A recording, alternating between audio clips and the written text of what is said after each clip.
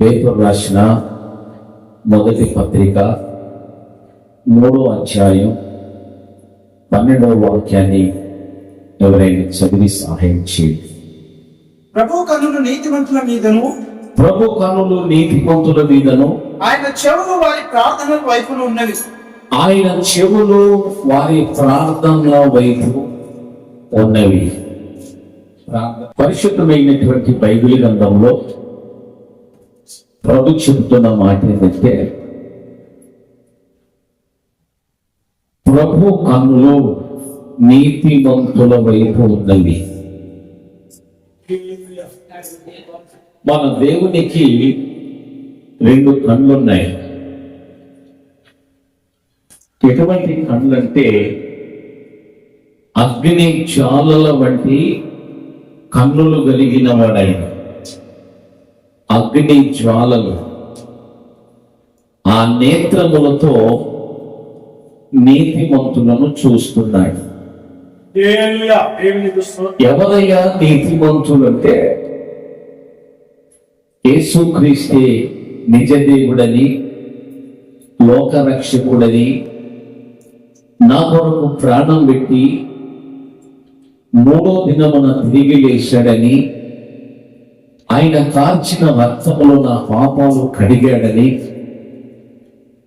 ఆయన పరలోకము నా కొరకు సిద్ధపరుస్తున్నాడని, మరలా వచ్చి ఆయన ఉన్న స్థలములో నేను ఉండున్నట్లు నన్ను తీసుకొని పోతాడని విశ్వసించి నమ్మి ప్రభు మీద భారం పెట్టి లోకానికి దూరంగా ఉండి, పాపానికి దూరంగా ఉండి,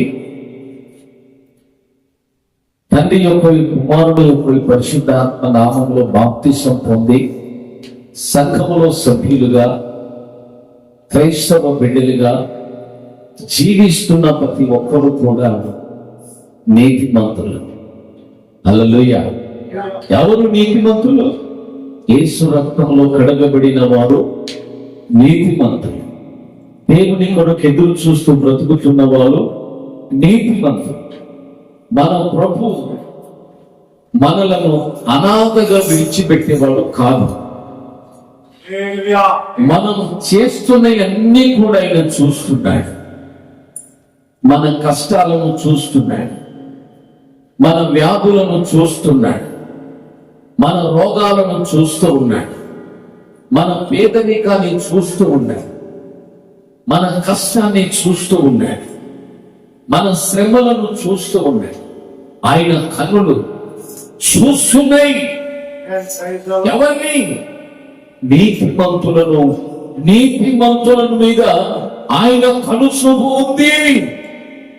కొన్నిసార్లు ఏమనుకుంటాం మనం అంటే, దేవుడు నన్ను చూస్తలేడేమో, దేవుడు నన్ను మర్చిపోయాడేమో, దేవుడు నా ప్రార్థన వినలేకపోతున్నాడేమో, దేవుడు నా ప్రార్థన వినడేమో, నాకు సహాయం చేయడేమో, మరి నేను ఇంతగా ప్రార్థన చేశానే, మరి నా ప్రార్థన వ్యర్థమైపోయిందేమో, నేను ఇంతగా కనిపెట్టానే, నా ప్రార్థన వృధా అయిపోయిందేమో, నా ప్రయాసం వ్యర్థమైపోయిందేమో అని కొన్ని వేళలో మనకు సందేహం రావచ్చు. గాని మన ప్రభు మనను విడిచిపెట్టేవాడు కాదు.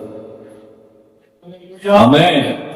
ఒకని తల్లి ఒకని ఆదరించున్నట్లు నేను నిన్ను ఆదరిస్తానని ప్రభు చెప్పాడు. ఆమేన్. ఎవరు నిన్ను మర్చిన నేను మరవను, ఎవరు నిన్ను విడిచిన నేను విడవను. ఎవరో తెలుసా? ఎవరో తెలుసా? ముందు వెనుక అన్ని పక్కల నిన్ను ఆవరించి నడిపించే దేవుడును నేను. అందుకే పేతురు పత్రిక మొదటి అధ్యాయం 3వ పేతురు పత్రిక 3వ అధ్యాయం 12వ వచనములో ఆయన కన్నులు నీతిమంతుల మీద ఉన్నవి, ఆయన చెవులు నీతిమంతుల ప్రార్థనల యందు ఉన్నవి. నీతిమంతులు ఉన్నారే, ఈ నీతిమంతునికి బాధ వస్తదే, ఈ నీతిమంతునికి కష్టం కలుగుతుంది, ఈ నీతిమంతునికి శ్రమ కలుగుతుంది. ఈ నీతిమంతునికి కీడు కలిగినప్పుడు ఎవరికి చెప్పాలి? ఎవరికి చెప్పాలి? మనుషులకు చెబితే హేళన చేస్తారు, మనుషులకు చెబితే దూషిస్తారు, మనుషులకు చెబితే బాగైందంటారు, మనుషులకు చెబితే అట్టనే కావాలంటారు. కానీ ఎవరికి చెప్పాలో తెలుసా? మన ప్రభుకు చెప్పాలి. ఆమేన్. ఎవరికి చెప్పాలమ్మా? యేసయ్యకు చెప్పాలి. యేసయ్య చెవులు ఎట్టున్నాయంట? యేసయ్యకు మనకున్నట్లే 2 కళ్ళున్నాయి, మనం చూస్తున్నట్టే చూస్తున్నాడు. యేసయ్యకు 2 చెవులున్నాయి, మనం వింటున్నట్లే ఆయన వింటున్నాడు. ప్రైజ్ ది లార్డ్, హల్లెలూయా. అందుకే మరొక చోట బైబిల్లో రాయబడి ఉంది, నీ ప్రార్థన వినకపోవటానికి నా చెవులో జాగ్రత్త, నీకు సహాయం చేయకపోవటానికి నా చేతులు పుస్తకాయ. నీతిమంతులను చూస్తున్నాడు, నీతిమంతులను చూస్తున్నాడు. మన దేవుడు చూచేదే, ఆయన నీతిమంతులను చూస్తున్నాడు. నీతిమంతుడు ఎలా నడుచుకుంటున్నాడు, నీతిమంతునికి ఏమి కావాలి, నీతిమంతునికి ఏం అవసరం ఉంది, నీతిమంతునికి ఏమి ఇవ్వాలి, నీతిమంతునికి ఏమి కావాలని ఆలోచిస్తున్నాడు. నీతిమంతుడు దేని కొరకు ప్రార్థన చేస్తున్నాడు, నీతిమంతుడు దేని కోసం ఎదురు చూస్తున్నాడు, నీతిమంతుడు దేని కోసం ఆనందపడుతున్నాడు, నీతిమంతుడు దేని కోసం కనిపెడుతూ ఉన్నాడు. నీతిమంతుని మీద ఆయన కనుచూపు ఉన్నది. నీతిమంతుల ప్రార్థనల మీద ఆయన చెవి, యేసయ్య చెవులు ఉన్నాయి. ఆయన వినే దేవుడు, సహాయం చేసే దేవుడు. నా ప్రేమైన బిడ్డలారా, ప్రభు మీకు ఏది కావాలన్నా తప్పకుండా ఇస్తాడు, తప్పకుండా ఇస్తాడు. ఆయన ఇవ్వలేదన్న విషయం ఆయనకు అసాధ్యం కానిది ఏది లేదని. ఆయనకు అన్ని సాధ్యమే. నువ్వేం అడిగినా నీకు ఇస్తాడు. ఆరోగ్యం అడుగుతావా? ఇస్తాడు. ఆశీర్వాదం అడుగుతావా? ఇస్తాడు. దీవెనలు అడుగుతావా? ఇస్తాడు. మేలు కోరుకుంటున్నావా? చేస్తాడు. కృప కోరుకుంటున్నావా? చేస్తాడు. నీకేమి కావాలో అది నా ప్రభు నీకు ఇచ్చుగాక. ఆమేన్, ఆమేన్. అయితే మనం ఎలా ఉండాలంట? నీతిమంతులుగా ఉండాలి. ఎలా ఉండాలయ్యా? నీతిమంతులుగా ఉండాలి. అన్యాయం, మోసం, దౌర్జన్యం, పాపం, దేశం, అసూయ, పగ, కక్ష ఈ మన జీవితంలో యేసు నామమున ఉండకూడదు. ఆమేన్. మన మనసు నిర్మల హృదయం గలవారై మన హృదయాలు నిర్మలంగా ఉండాలి, పవిత్రంగా ఉండాలి. ప్రభుకు స్తోత్రం. అయితే ప్రభు కన్నులు నీతిమంతుల మీదను, ఆయన చెవులు వారి ప్రార్థనల మీద ఉన్నవి. కింద ప్రభు ముఖము కీడు చేయని వారికి విరోధంగా ఉన్నాయి. కీడు చేస్తే దేవుడు మనకు విరోధంగా మారతాడు. కీడు చేసే వారికి దేవుడు ఎప్పుడు కూడా సహించడండి. రైతులో కొంతమంది ఎప్పుడు కీడు చేయాలి ఎదుటి వానికని మనసు కలిగిన వారు కూడా ఉంటారు. కానీ ప్రభు ఏమంటున్నాడు? కీడు చేసేవారికి ఆయన ముఖము విరోధంగా ఉంది, వ్యతిరేకంగా ఉంది. ఆయన కీడు సహించలే, ఆయన మేలు చేసేవారు కాదు. హల్లెలూయా, దేవుడికి స్తోత్రం. రైతులా నీతిమంతుల మీద ఆయన కను దృష్టి ఉన్నది. మనం నీతిమంతులుగా బ్రతకాలి, నీతిగా నడుచుకోవాలి, నీతిగా ప్రవర్తించాలి, నీతిగా మాట్లాడాలి, నీతిగా కూర్చుండాలి, నీతిగా జీవించాలి. మన బతుకులో నీతి కనిపించాలి. ఎదుటి వారికి సహాయం చేసే మనసు, ఎదుటి వారికి మేలు చేసే మనసు, ఎదుటి వారిని బలపరిచే మనసు మనకు ఉండాలి. కానీ ఎవరికి కీడు చేయటానికి మనకు ప్రేరేపణ రాకూడదు. కీడు చేసే వారంతా ఎవరో తెలుసునా? దైవ సంబంధమైన వారు కాదు. వాళ్ళు దేవునికి విరోధులు. వారు దేవుడికి విరోధంగా పనిచేసే వాళ్ళు దేవుడు ఇష్టపడరు.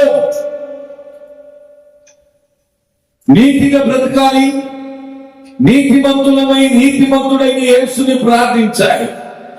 ప్రార్థిస్తున్నప్పుడు మన దేవుడు నీతిమంతుడు గనుక ఆయన మనకి ఎప్పుడు మంచి చేస్తాడు. హల్లెలూయా. ఒకసారి ఆలోచన చేయండి.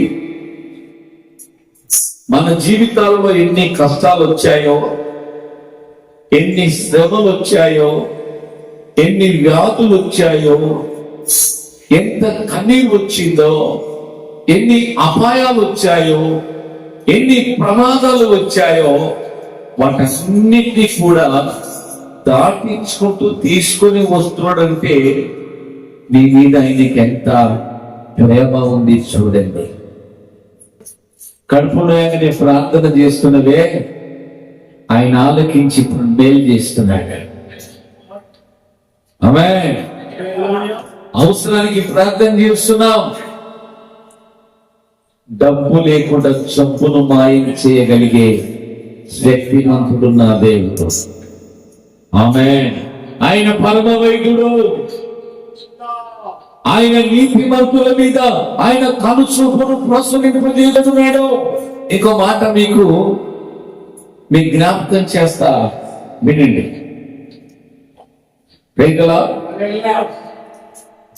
ఒకవేళ నీవు టీచర్ అనుకో, నీవు టీచర్ అయి స్కూల్ చెప్తున్నప్పుడు నీవు టీచర్ గా పనిచేస్తున్న స్కూల్లోనే నీ కడుపున పుట్టిన పిల్లలు చదువుతుంటే ఎవరి మీద ఫోకస్ ఎక్కువ ఉండదు చెప్పండి? ఎవరి మీద ఉంటుందయ్యా?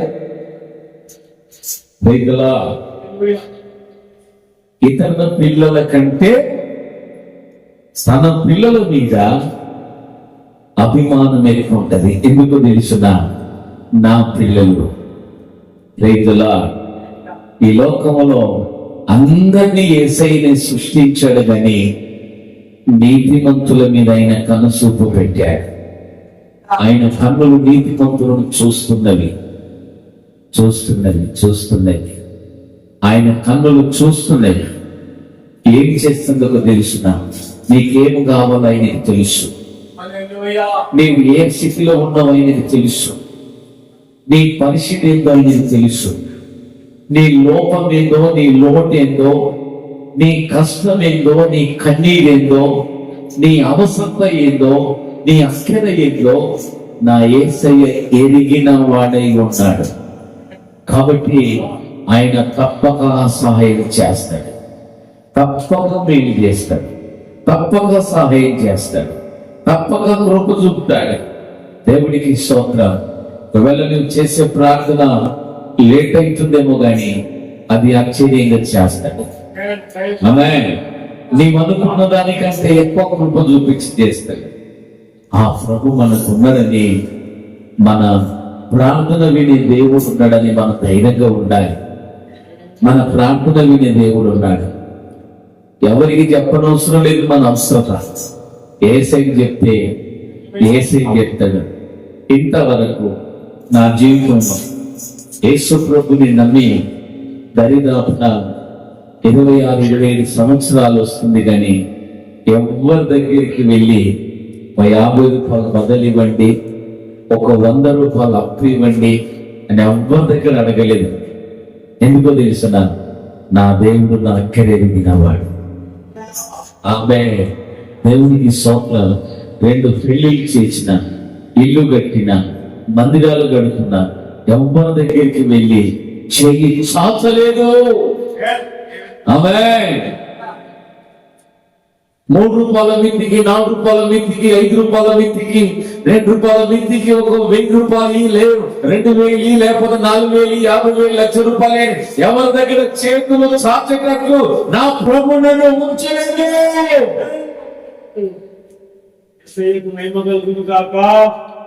ఎలా వస్తున్నాయో, ఎలా ప్రభు కార్యాలు జరుగుతున్నాయో అది ఆయనకి తెలుసు.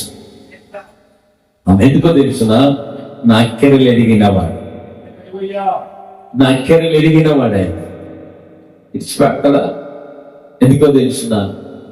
దేవునికి స్తోత్రం. ఎవరు తిట్టినా తిట్టించుకొని పోయే స్వభావమే నాది గాని ఎదురుబడి తిట్టే స్వభావం కాదు. అందుకే నా దేవుడు నా మీద తన కనుచూపులు పెట్టాడు.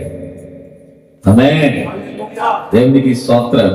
కొన్నిసార్లు బతుకులనుకున్న పరిస్థితులు ఉన్నాయి, బతికి ప్రయోజనం ఏమనుకున్న రోజులు ఉన్నాయి. అవన్నిటి నుండి ఎవరు తీసుకొచ్చారు బయట కంటే యేసే తీసుకొచ్చాడు. ఆమేన్. నా దేవుడు గొప్పవాడు. Praise the lord.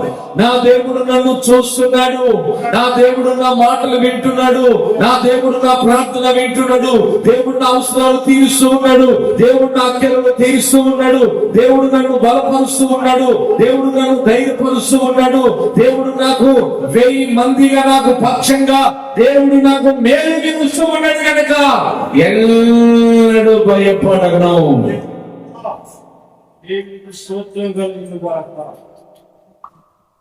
ఆమేన్.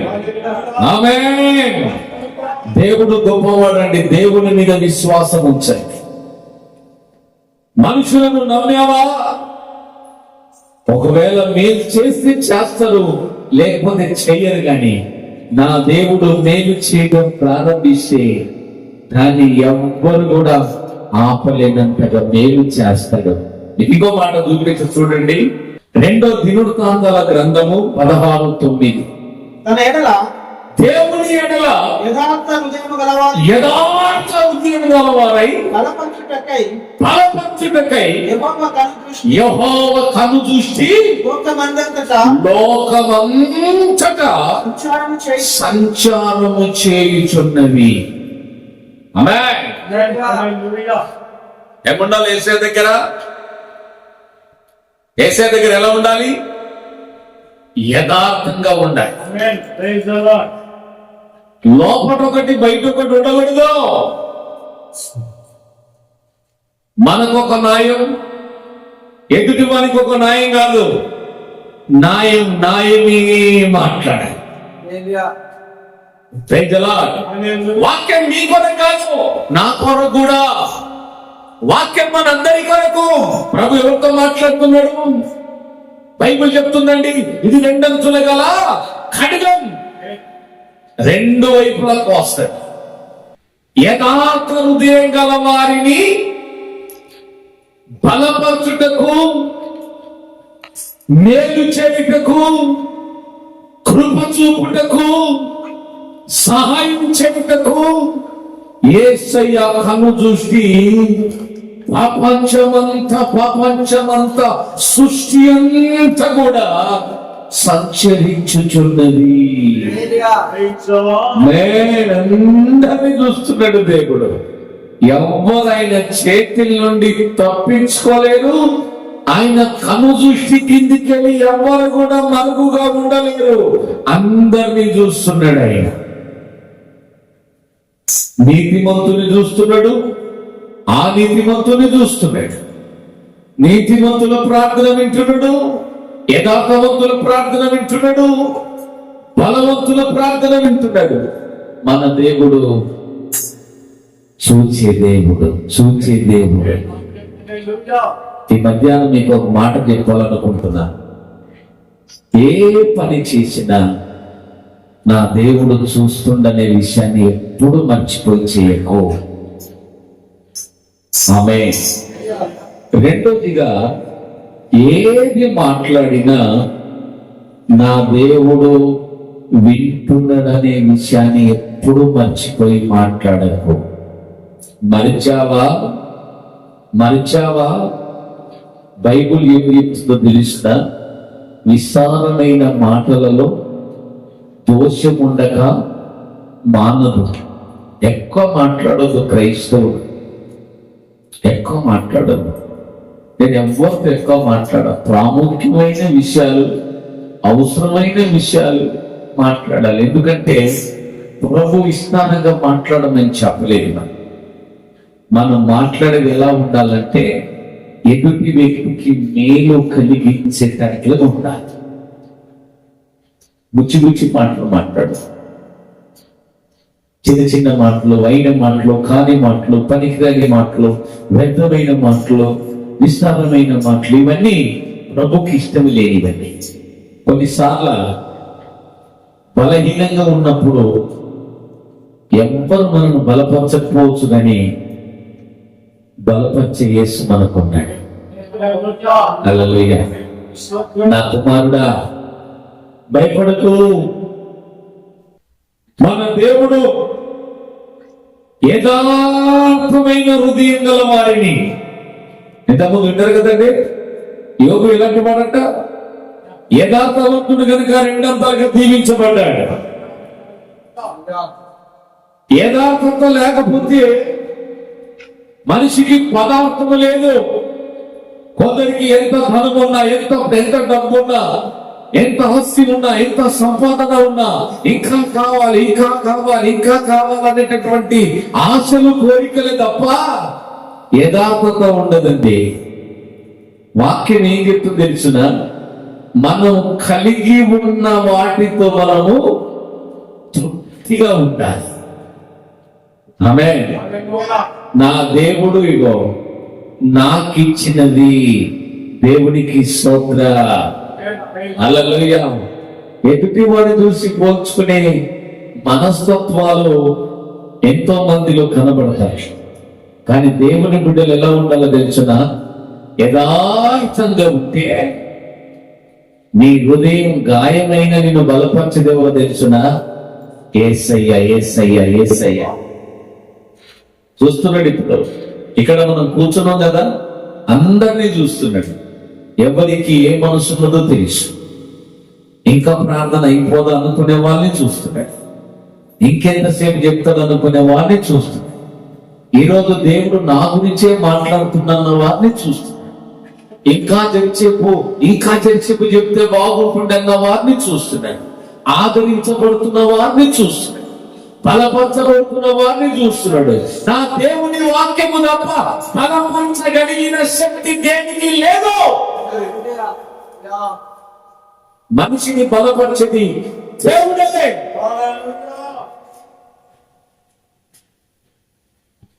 హల్లెలూయా. ఇప్పుడు నాకు ఆపద వచ్చింది, నేను ఏడుస్తా ఉన్నానుకో, పౌలు నా మీద వచ్చి అయ్యో అని పౌలు కూడా పడి నా మీద ఏడుస్తున్నానుకో, వెనకకెళ్ళి శివరాజు వచ్చి ఆయన కూడా అక్కడే పడి ఏడుస్తున్నానుకో, అక్కడ స్టిఫెన్ పాలు వచ్చి ఆయన ఏడుస్తున్నా, అందరు ఏడ్చేవాడు. మరి ఓదార్చేవారెవరు? హల్లెలూయా. దేవునికి స్తోత్రం కలుగును గాక. మా నాయన చనిపోయినప్పుడు శాంతమ్మ వాళ్ళ ఇంట్లో, వాళ్ళ ఇల్లు ఓపెనింగ్ పెట్టుకున్నారు. వంటలని అయిపోయి ప్రార్థన స్టార్ట్ చేద్దామని వెళ్తున్నప్పుడు మా తమ్ముడు ఫోన్ చేసి చెప్పాడు, నాన్న ప్రభునందు నిద్రించాడు. ఇప్పుడు ఏం చేయాలి మీరు చెప్పండి. ప్రార్థన పెట్టాలా, లేకపోతే మా నాయన చనిపోయిందని పరిగెత్తాలా? ఏం చేయాలి చెప్పండి. వేరే చిన్న అయిన కాదు, పెద్ద అయిన కాదండి, సొంత తండ్రి కాలం చేశాడు. ఇప్పుడు ఏం చేయాలి? నేను ఇప్పుడు నా పరిస్థితి ఏంటి? వాక్యం చెప్పాడు, ప్రోగ్రామంతా చేశాను, అన్నం తిన్నాను, నెమ్మదిగా వెళ్ళాను. పోయేదాక అక్కడికి పోతే అంత ఏడ్చే వాళ్ళే ఉన్నారు. అందరూ ఏడుస్తున్నారు, నన్ను చూసి ఇంకా ఏడుస్తూ ఉన్నారు. నాలో నేనే ఏడిచాను. ఆ తర్వాత సరే ఈడంటే శవం ఆడుందని ప్రార్థన చేశాను అనుకో, రాత్రి అంతా ఉండాలి కదా, రాత్రి అంతా వాక్యం చెప్పాలి, రాత్రి అంతా పాట పాడాలి, ఎంత చేయాలి? దేవునికి స్తోత్రాలు. నేనే రాత్రి అంతా వాక్యం చెప్పాను, నేనే రాత్రి అంతా పాటలు పాడాను. Praise the Lord. Hallelujah, hallelujah. హృదయంలో ఏడుస్తుంటే బయట ప్రభు కార్యాలు చేసేదేవు చేయాలి. ప్రైజ్లా హల్లెలూయా. ఎవరో తెలిసిన నన్ను బలపరిచేది. అందరూ వచ్చి ఏడుస్తున్న వారిని ఊకో అమ్మా, ఊకో అన్న, ఊకో తప్పి, ఊకో అని అంటారు, కానీ నన్ను ఊకుండా పెట్టిన వాళ్ళు ఎవరు లేరు. ఎందుకో తెలిసిన, అందరు కనిపించేటట్టు ఏడుస్తున్నారు, నేను కనిపించకుండా ఏడుస్తున్నాను. నన్ను ఎవ్వరూ ఓదార్చలే, నా దేవుడే ఓదార్చలేడు. యథార్థవంతులను ఓదార్చడానికి, బలపరచడానికి, ధైర్యపరచడానికి, కృప చూపడానికి మన దేవుడు ఉన్నాడు. మనం అనాథులను కాదన్నాడు. ఆయన కన్నులు నీతిమంతుల మీద ఉన్నవి, ఆయన చెవులు వారి ప్రార్థన మీద ఉన్నవి.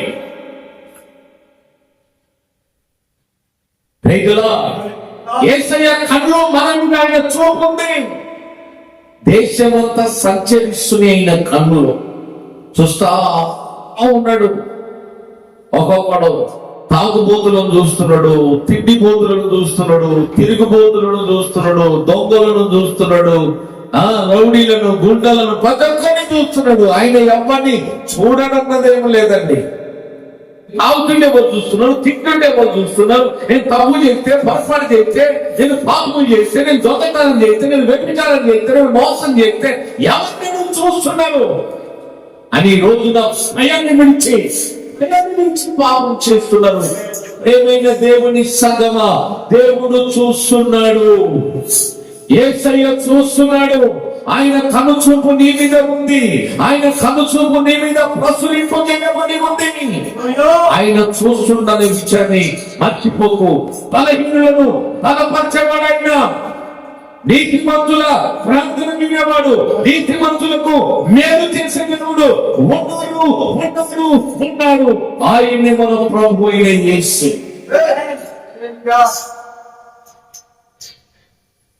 ఆమేన్. ఇంకొక మాట చెప్పి ముందుకు వస్తుంది. హెబ్రీ పత్రిక 4వ అధ్యాయం 13వ వచనం చూడండి ఒకసారి. మరియు ఆయన దృష్టికి కనబడని స్పష్టము ఆయన కన్నులకు కనబడని దృశ్యము ఏది లేదు.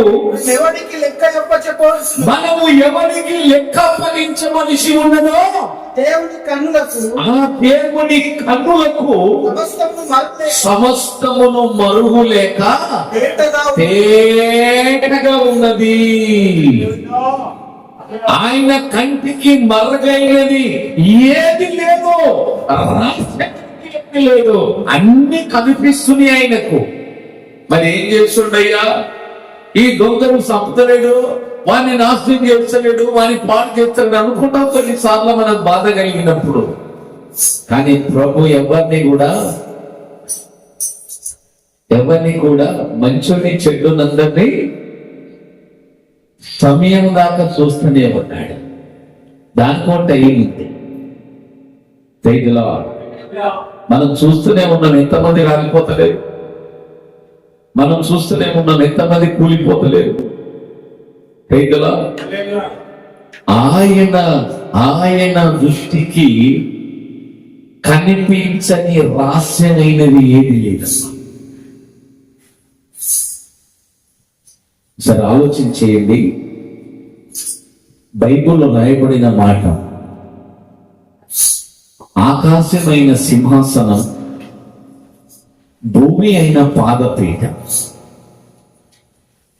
ఆకాశములో కూర్చుంటే ఆయన పాదాలు భూమి మీద ఉన్నవి. మరి తల ఎక్కడ ఉండాలా?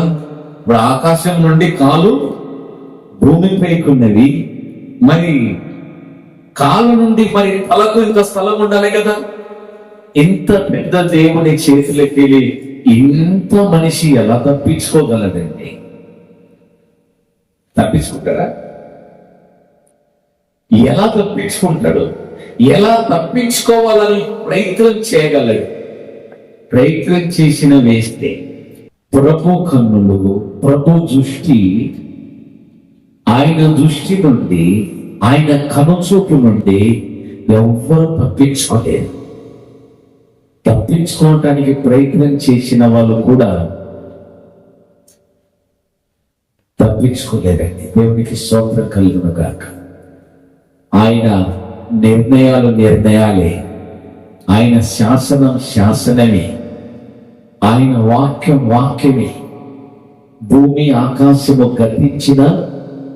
గతించును గాని మన దేవుని మాటలు ఎన్నడూ గతించు, అవి అక్షరాలుగా నెరవేరుతాయి. Praise the Lord. నీకు ఎంతమందికి వాక్యం అర్థమైతులేదేమో, కానీ ప్రభు చూపు నుంచి ఎవరు తప్పించుకోగలడు? ఆయన కంటికి మరుగైనది ఏది లేదు.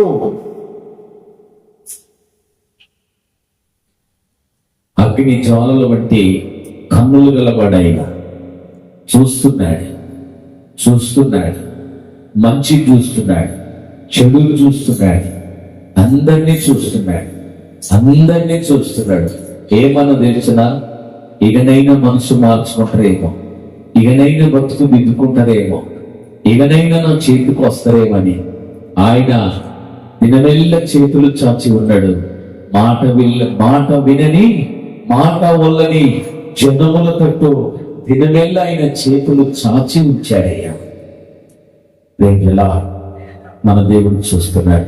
మీరెవరితో మాట్లాడినా జాగ్రత్తగా మాట్లాడండి. ఏ పని చేసినా జాగ్రత్తగా చేయండి. దేవునికి స్తోత్రం. ఎక్కడికి వెళ్ళినా జాగ్రత్తగా వెళ్ళండి. ఎందుకంటే మన ప్రభు మనం చూస్తున్నాడు. నీతిమంతుని మీద ఆయన కనుచూపు ఉన్నది. నీతిమంతుని ప్రార్థన మీద ఆయన చెవులు ఉన్నవి. బలహీనులను ఆయన బలపరచడానికి మన దేవుడు చూస్తున్నాడు. ఒకవేళ బలహీనంగా ఉన్నావా, ఏదైనా అనారోగ్యంతో ఉన్నావా, ఈ రోజే ఇక్కడనే దేవుని మందిరములో నా దేవుడు నిన్ను బలపరిచి పంపునుగాక. ఆయన కళ్ళకు భూమి మీద పాకుతున్న చీమలు కూడా వేసే కనబడతాయి. ఆమేన్. చీమలకు కూడా ఆయన దేవుడే, జంతువులకు పక్షులకు కూడా ఆయన దేవుడే, నేలపాకు పురుగులకు ఆయన దేవుడు. ఆయన కంటికి మరగైనది ఏది లేదు. ఆయన సమస్తమును చూస్తున్నాడు. ఆయన సర్వమును చూస్తూ ఉన్నాడు. ఆయనకు కనబడని ఏది లేదండి. ఒకరోజు నువ్వు భూమి మీద ఎందుకు బతుకుతున్నావు, ఎందుకు బతకాలి, నీవు ఏం మేలు చేసావని బతకాలి, ఎందుకు బతకాలి, నువ్వు బతుకుతున్నావంటే ఎవరి వలన, ఎందువలన, ఎందుకు ప్రభు బ్రతికిస్తున్నాడు, ఏం చేస్తున్నావని, ఏమి చేశావని, ఏం చేయబోతున్నావని, ఇవన్నిట్లకు ఒక రోజున ప్రభు దగ్గర లెక్క ఉన్నది. ప్రభు దగ్గర లెక్క ఉన్నది. లెక్క చెప్పాలి. నీవు నేను మనం చేసిన పని, మాట్లాడిన మాటలు, మన శాతలు, మన పనులు, మన క్రియలు, మన చూపులు, మన నడకలు, మన పడకలు, మన ఉద్దేశాలు, మన తలపులు, మన క్రియలు అన్నిటికీ మన పనికి లెక్క అప్పగించే దినం ఒకటి ఉంది. నువ్వు చేసిన ప్రార్థనకు లెక్క అప్పగించాలి, పాడిన పాటకు లెక్క అప్పగించాలి, చేసిన ఆరాధనకు లెక్క అప్పగించాలి, ప్రకటించిన వాక్యానికి లెక్క అప్పగించాలి, చేసిన సువార్తకు లెక్క అప్పగించాలి, తిన్న ఆహారానికి లెక్క అప్పగించాలి, తాగిన నీళ్లకు లెక్క అప్పగించాలి, పెరిగిన పంటకు లెక్క అప్పగించాలి, వాడుకున్న డబ్బును కూడా ఒక రోజున లెక్క అప్పగించాలి. అందుకే ప్రభు మనకు 150 ఇచ్చాడని ఇష్టానుసారంగా ఖర్చు పెట్టకూడదు, పద్ధతిలో ఖర్చు పెట్టాలి. దేవుడు మనకి ఇష్టానంగా బట్టలు ఇచ్చాడని విచ్చలవిడిగా తొడగకూడదు, క్రమ పద్ధతిగా తొడగాలి. దేవుడు మనకి ఇచ్చాడని బాగా వండి మోదులకు, మోర్ల, కుక్కలకు, నక్కలకు పారబోయదు, లెక్క ఉందే.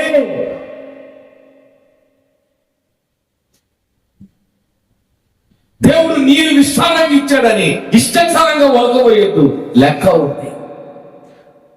భయం విడిచి ఏ పని చేయొద్దు, మనం భయంతో చేయాలి. కొందరు వండి ఇంత వండుకుంటా సగం తింటారు, సగం మోర్లకు, సగం కుక్కలకు, సగం కోతులకు, అడుబారం పోసి ఇటుబారం పోసి 8 రోజులు అయ్యిందని 4 రోజులకు చేసి 4వ రోజు అత్తమ్మ ఏం లేదు ఇంట్లో, మామ ఏం లేదు ఇంట్లో, ఏమయ్యా ఏం లేదు ఇంట్లో, ఏం వండాలి? మరి నిన్న ఒలక పోసినప్పుడు అడగలేదు కదా, లెక్క ఉందమ్మా నీకు తినే కూరలో పోసుకునే నూనె కూడా లెక్క చెప్పాలి. నీవు అర్థమవుతుందా? కాలుకు వేసుకునే చెప్పులకు లెక్క చెప్పాలి. దేవుడు లెక్క అడుగుతాడు. మన ఊరికి ఇస్తలేడు, మనం బతకడానికి ఇస్తున్నాడు.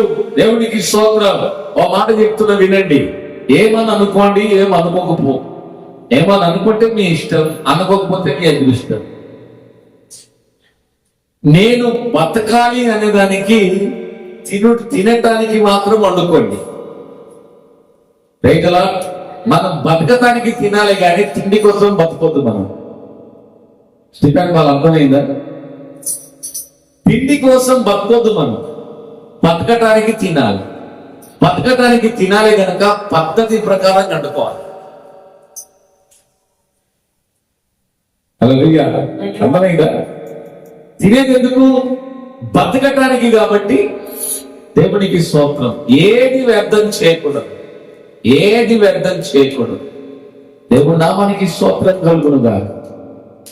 ఆమేన్. ఎడుకుంటే నా దగ్గర డబ్బులు నేను దీనికి దానికి దీనికి దానికి దీనికి దానికి ఖర్చు పెట్టద్దు. దేనికి ఖర్చు పెట్టిన పద్ధతి ఉండాలి. దేవుడు లెక్క అడుగుతాడు. అవును, నీకు 2025 సంవత్సరంలో ₹1,00,000 ఇచ్చాను, నాకెంత ఇచ్చావని అడిగాడు.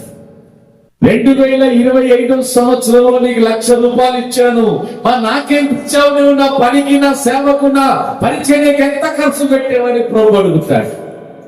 మన యేసు చూస్తున్నాడు. నువ్వు కారు నడిపిస్తున్నావా, ఆటో నడిపిస్తున్నావా, వ్యవసాయం చేస్తున్నావా, కూలి చేస్తున్నావా, ఉద్యోగం చేస్తున్నావా, బస్సు నడిపిస్తున్నావా, లారీ నడిపిస్తున్నావా, జీతం చేస్తున్నావా, హోటల్ నడిపిస్తున్నావా, ఇంకేం చేస్తున్నావు? నీవు చేసే ప్రతి పని నా దేవుడు చూస్తున్నాడు. నీవు చేసే ప్రతి పనికి నా దేవుడు లెక్క అడుగుతాడు. నీవు మాట్లాడే ప్రతి మాటకు నా దేవుడు లెక్క అడుగుతాడు. ఎవరైనా నాయకుడికి పిలిచినప్పుడు, మా పంచమీ చెప్పమని పిలిచినప్పుడు, సమాధానం చెప్పి పిలిచినప్పుడు సమాధానంగా మాట్లాడండి, ఎక్కువ మాట్లాడకండి, తీర్పులోకి వస్తారు. నేను చెప్పడం లేదు, ప్రభు చెప్తున్నాడు. రైతులా దేవునికి స్తోత్రం. మన దేవుని కళ్ళు మనం చూస్తున్నాయి. చెప్పండి, ఆయన కన్నులు నీతిమంతుల మీద ఉన్నవి. ఆయన కన్నులు లోకమంతా సంచరించుచున్నవి. ఆయన కన్నులు చూస్తున్నవి.